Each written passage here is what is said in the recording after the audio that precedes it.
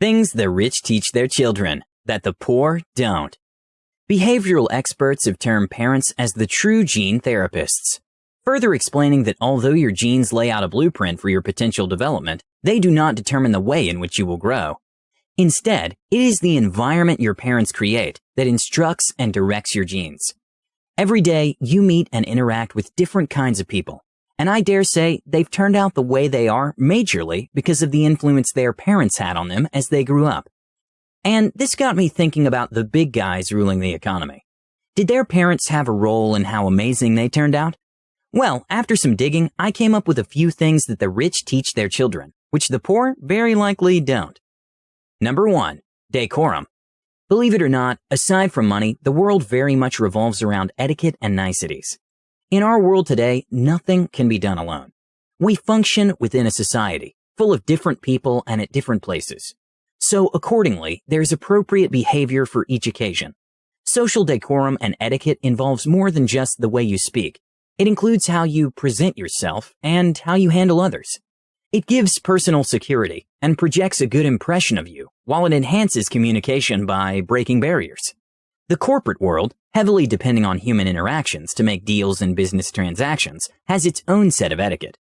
As such, the rich clearly understand that their children will go out there and will need to create social relations as they are building their own name. They therefore take in instilling their children with the correct education on good manners. The poor seem to overlook this, as you would readily find their children not minding a lot about etiquette. A simple example being their manner of speech, the local slang overheard in their neighborhoods. Number 2. Self-expression. It's no rare occurrence to find children of wealthy people taking different career paths than their parents. A good example is Bill Gates' daughters. His last-born child, Sophie Adele Gates, is learning ballet, and actually from a very young age, while his oldest, Jennifer Catherine Gates, is an equestrian. The point here is that the rich understand the need for self-expression and give their children the choice to decide over their own lives. And this is what the poor do not understand. Forcing a child's choices to bend your own opinions is never productive and can even bring counterproductive results. The journey of self-discovery is the most important journey we can take. De La Huerta, 2014. Perhaps you do agree with this quote, and if you don't, you should, because self-expression starts with understanding yourself to earn your unique individualism. Because doing what you love leads to satisfaction, increased productivity, and even success. Number 3. Planning. You've probably heard that nobody plans to fail. They simply fail to plan. Planning your life is one of the most powerful and effective ways to attain what you want. Most rich people have this habit. They normally plan for everything before actually doing them, unlike the poor, where most of them spend the day without prior planning. With keen observance, one can easily notice that the rich have a specific way of doing things from one step to another. From the meals they take to the activities of the day, their goals in life and how to spend time on almost everything is planned. This is easily passed to their children as they take their parents as role models and would like to do the same things their parents do. Perhaps focusing on earning the essentials and living on the clock, and as the days come, deprive the poor of this aspect. And consequently, their children end up missing out on this. Number 4. Securing their future. With their considerable amount of wealth at their disposal, the rich teach their children to have a sense of ensuring a secured future. In relation to this, they open savings accounts for their children at a young age, and bring them up encouraging them into putting an effort to at least save. This covers for perils and gives insurances such as health, mortgage, and even a means of transport. On the other hand, the poor rarely have enough to actually store for the future. Most of their lives are spent living hand to mouth. As a result, they barely have enough for themselves, hence rarely encouraging their children to put the extra they have for the sake of the future. Number 5. Maintaining public image. Because of their status as public figures, the rich teach their children on the importance of appearing socially upright whenever in public. In most societies, the rich always have a reputation to uphold. From the official meetings they attend to the social gatherings in their posh communities, the parents encourage their children to follow the same footsteps and present a good image to the community. With enough resources available at their disposal, they have the ability to dress appropriately for every occasion. On the other hand, the poor do not consider appearance in the society as something critical. Most times, they rarely have gatherings where everyone is looking all good. In a situation where they have to be socially attractive, they give it their best, and unless another similar function appears, the likelihood of them showing up the same is low. And this is not advisable, as even if one is not a public figure, everyone should mind their image and reputation. Maintaining a proper image is part of decorum and portrays a dependable and admirable impression. Number 6. Gender equality. The world has constantly been fighting gender bias, and we're seeing a breakthrough with changes in stereotypical chauvinist mentality. The rich have found their way out of this constrictive mindset and teach this to their children by motivating their daughters to express themselves and their aspirations, to work hard and gain their financial and social independence. Women figures are used as an epitome to encourage them that they can make it in life as well. They are also encouraged to look up to their mothers as role models and try to emulate them in life. Unlike the rich, most poor people rarely encourage their girls to gain their own independence in all life perspectives. Others are encouraged to just grow up and look for a husband to start a family. Number 7. Importance of education. With the higher education, the rich encourage their children to take their education level to the highest point possible. With enough resources and experience of a good education system, they train their children on the importance of going beyond their imaginations. With this comes social and financial security, as the kids learn on the importance of a good education. The poor rarely take their children to attend higher education levels due to the lack of resources. Most rarely complete their basics, hence have no interest on the importance of more education beyond the basics. Number 8. Importance of privacy. While living a life mostly under public focus, the rich barely have social privacy. This makes them take measures to ensure that their children have the security of privacy that they need when growing up. Believing the exposure to be negative for the growth of their children, rich people are perhaps the ones who greatly understand the importance of privacy. They encourage their children to stay on their own indoors in the name of safety.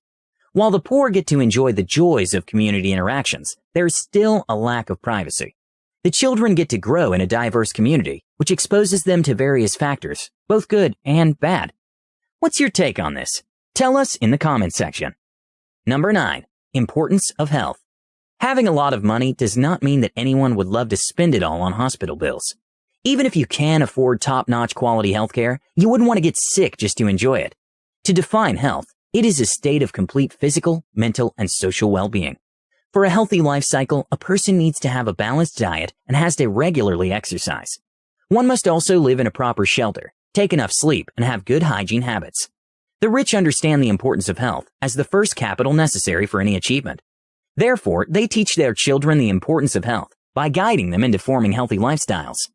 Ensuring they eat healthy, nutritious food, attend regular checkups, maintain hygiene, and regularly exercise. And not just that, we see them invest in luxuries that make their children's lives easier and more comfortable, making sure they get the best of what they need and what they may want. It's all about investing in oneself.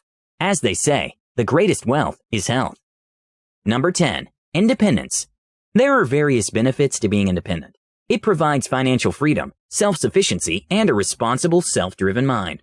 Knowing that their wealth could possibly blind their children into being materialistic and self-absorbed, they strive to inculcate in their children an understanding of the importance of regarding money as a means to happiness and not the source. To know the satisfaction that comes with one's own hard-earned money and encouraging them to carve out their own path. For example, Bill Gates and Warren Buffett had pledged to give almost all of their wealth to a philanthropic cause. This goes to show that they expect their children to follow their own aspirations and create a name for themselves, instead of depending on and solely relying on their parents' wealth and name. To foster this sense of responsibility right from when they are young, some rich parents encourage their children to own pets. Could be a dog, a cat, a bird, or any other pet.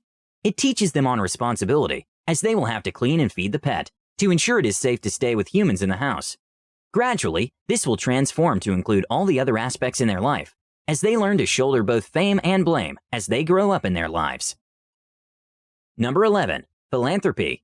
The rich engage in not just charity to provide quick need to society, but also involve themselves greatly in the philanthropic goal of working towards improving situations in the society. Not only does philanthropy work to solve a social problem that our community faces, it helps provide opportunities to today's society. For example, philanthropists who are focused on education may provide academic scholarships to different Ivy League universities. In doing this, the philanthropist is providing the opportunity for someone to attain an education that they would not be able to afford otherwise. Having earned millions in their lifetime, the rich have come to understand the importance of money lies in how it is spent. From education, to health, to poverty eradication, and even donation of used items, there are many causes they support for the betterment of society. Warren Buffett once said that, if you're in the luckiest 1% of humanity, you owe it to the rest of humanity to think about the other 99%. He and Bill Gates prove their sense of responsibility to the world as they pledge to give most of their wealth to charity, mainly through the Bill and Melinda Gates Foundation. We can see this philanthropic mindset being passed on as Buffett's and Gates' children are also involved in philanthropic causes, to serve the community and give back to the society in a noble cause. As John Rockefeller said, the best philanthropy is constantly in search of the finalities, a search for a cause, an attempt to cure evils at their source. Number 12. Family bonding. After a tiresome work period, we always need a rest once in a while. Especially in the current fast-moving world, we readily get swallowed up in the flow of hectic days. The rich mainly encourage having a family fun-based activity for everyone to ensure both relaxation from tiring schedules as well as deepening of bonds between family. The children are taken to the parks, swimming pool, horse riding, or even a road trip that is taken as a mind-relieving activity. With this upbringing, they grow up understanding the importance of relations and the closeness of a family. They then long for those activities and try to set them up again with their friends, holding parties and get-togethers. While bonding may be there for the poor, in the quest of meeting needs, most times they do not have the luxury of even sparing time for their children. And although understandable, this is not good, as it leaves the parents outside the life and growth of their children. It leaves the children wanting for care and attention they deserve. As you can see, rich parents take great care in the upbringing of their children. And some of the things outlined can and in fact should be done for children, even without having the blinding amounts of riches. If Katica Herjavec, mother of Herjavec Group CEO Robert Herjavec, did not support him during their hard times as immigrants, then perhaps we wouldn't see him as he is today. Nor would we hear him celebrate his mother as his inspiration. She once told him, "Robbie, nobody in this world is better than you, and you are no better than anyone else." Now, isn't this thought-provoking? Thanks for tuning in today. We hope you enjoyed today's episode. Please hit the subscribe button and the bell icon for notifications if you haven't already. That way you won't miss more from us. See you next time.